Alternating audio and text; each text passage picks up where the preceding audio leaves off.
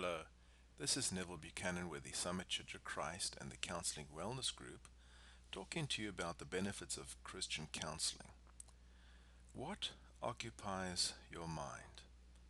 Is it an addiction, something you think of constantly that takes way too much time than it should?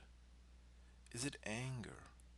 Is there someone who has hurt you that you just can't get out of your mind? Maybe it's a situation that you find yourself in to no fault of your own or no fault of anyone else. Maybe recently your spouse has passed away, or you've lost a child, and your every waking moment just seems to be occupied by the loss. Or maybe it's unforgiveness. Someone has really, really hurt you, and you just can't let it go. Or maybe it is some cause. September the 17th, 2011, a new cause began called Occupy Wall Street through civil disobedience and uh, protesting and all kinds of different methods they've tried to uh, promote their cause. There have been many causes through the years that have occupied our minds. Some of them are very good and some of them are questionable. Some like global warming, preventing nuclear war, world hunger, access to clean water, defeating ISIS, a cure for cancer, and the list goes on and on and on. However, since the creation of this world, God has desired that He would occupy our minds, that our minds would be solely focused on Him. In fact, Jesus says in Matthew chapter 6, verses 24 through 25, that we cannot serve two masters, God and money, in other words, occupying Wall Street. You have to choose what you're going to think about. Your mind will not think about two things at the same time. So you choose what you're going to think about. Wouldn't it be wonderful if we could think about God all day? Psalm 119, verses 103 from the English Standard Version says, "How sweet are your words to my taste, sweeter than honey to my mouth." It is my sincere desire that by listening to these few thoughts that I have, you will be able to occupy your mind on things of God and not things of the world.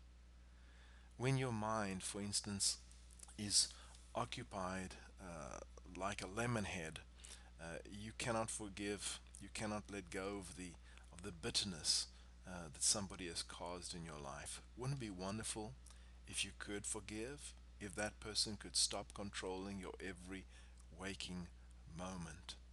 Or maybe your life reflects more like a Twizzler. You're all twisted up. You're anxious about yesterday, not so much like a lemonhead that's depressed because of the past where unforgiveness or forgiveness needs to take place. Now you're more like into the future, Twizzler. I wonder if the world is going to end tomorrow. And then how about your life as it is right now?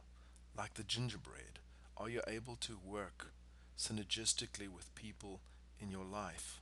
Or are you withdrawing from society? Maybe your life is more like the gummy bear, and that's hopefully where we can all be, where we can hug and just love each other, where we can be helpful and not hurtful.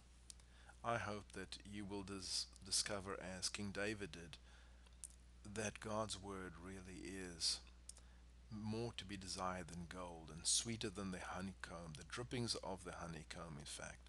He says in Psalm 119, verse 10. And then four verses later on, he talks about the result of this would be that God would occupy your minds.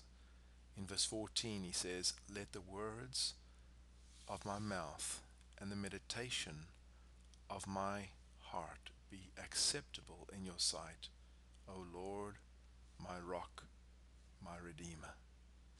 Friend, wouldn't it be wonderful if you can live in a perpetual spiritual candle hand?